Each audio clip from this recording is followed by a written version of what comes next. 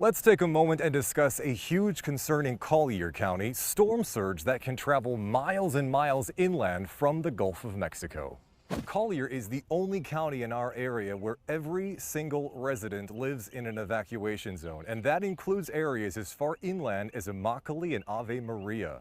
A big reason why is because of how Collier is situated. Here, storm surge can be a huge problem if a hurricane makes landfall to the north, like Hurricane Ian, or from the west, like Hurricane Wilma, or from the south, like Hurricane Irma.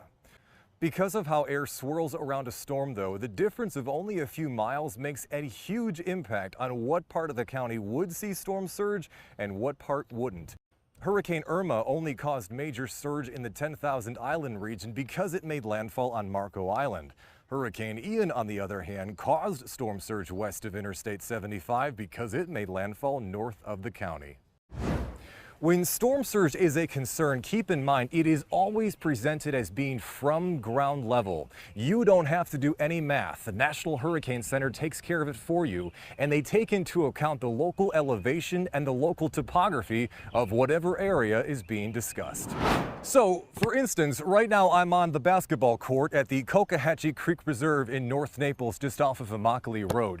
And then if the National Hurricane Center was worried about 3 feet of storm surge in this area, they've already taken into account the elevation. 3 feet of storm surge here means 3 feet of water from ground level, which in this case is the basketball court.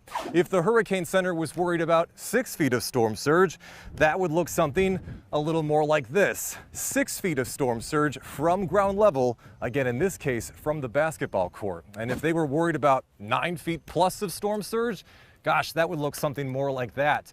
That means 9 feet of water in this part of North Naples, already taking into account the local elevation. Picture that for a moment. 9 feet of storm surge in this part of North Naples.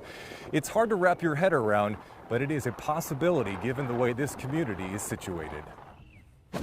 Remember, evacuation zones are drawn purely on the risk of storm surge. So if you live in an evacuation zone, there is a scenario that shows salt water making it as far inland as where you live. Now, obviously, the risk of storm surge in Zone F is a lot different than it is in Zone A, but it's crucial everyone in Collier County knows what their zone is and what's possible in their neighborhood.